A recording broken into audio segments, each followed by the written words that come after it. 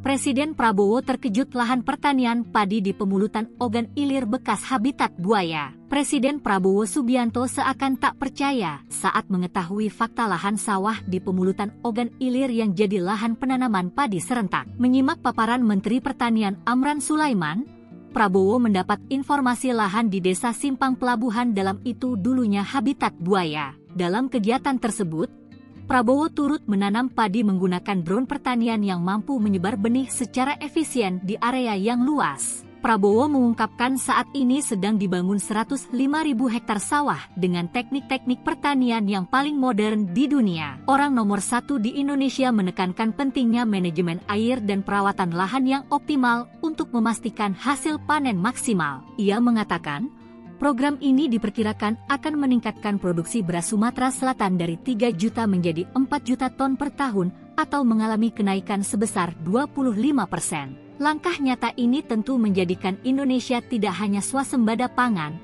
tetapi menuju posisi sebagai lumbung pangan dunia.